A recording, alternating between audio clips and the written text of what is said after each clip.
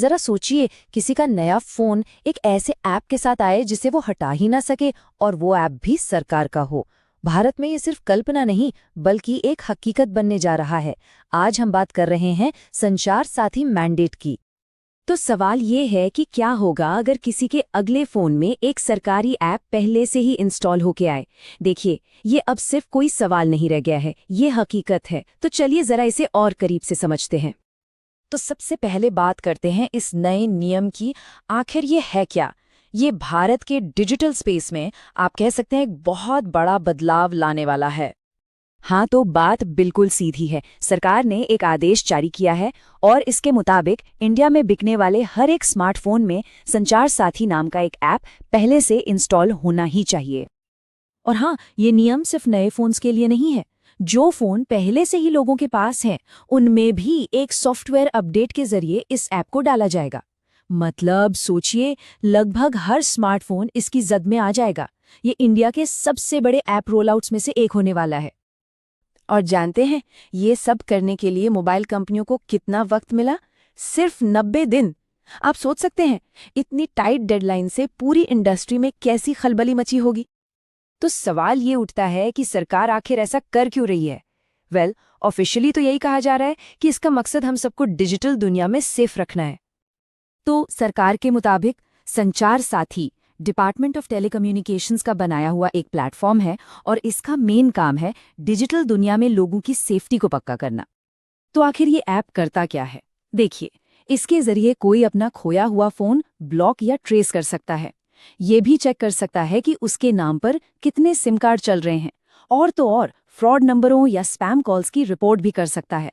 सुनने में तो ये सारे फीचर्स डिजिटल सेफ्टी के लिए ही बनाए गए लगते हैं। अच्छा, ये सब कुछ अचानक नहीं हुआ है। इसकी शुरुआत हुई थी 2023 में एक वेब पोर्टल के तौर पर, लेकिन जनवरी 2025 से इसे एक मैंडेटरी मोबाइल ऐप बना दिया गया, जो कि जाहिर है एक बहुत बड़ा कदम है।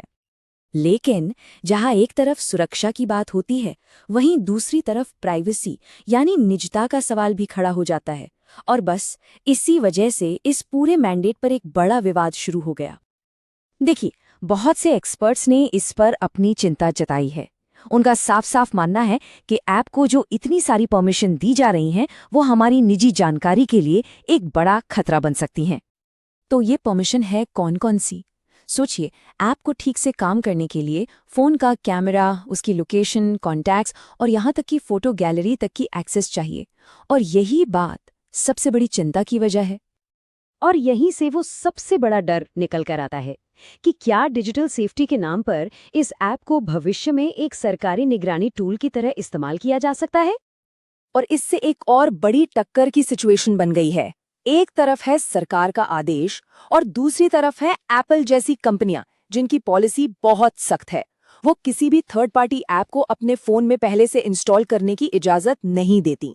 तो अब एक कानूनी लड़ाई का मंच तैयार हो गया है।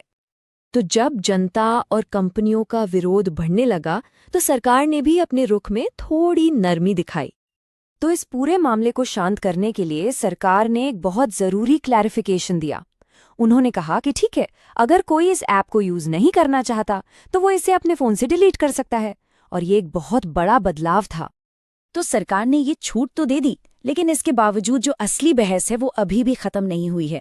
सुरक्षा और निगरानी के बीच की जो वो पतली सी लाइन है ना, उस पर सवाल अभी भी कायम है।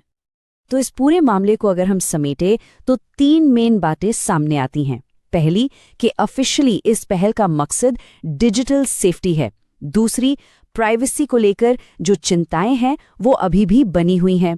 और तीसरी, मोबाइल कंपनियों के साथ जो टकराव की स्थिति है वो भी अभी पूरी तरह से सुलझी नहीं है। और आखिर में ये हमें एक बहुत बड़े और जरूरी सवाल के साथ छोड़ जाता है। एक डिजिटल रक्षक और एक डिजिटल पहरेदार, इन दोनों के बीच की वो बारीक सी लाइन आखिर कहाँ है, और इसे तय कौन करेगा?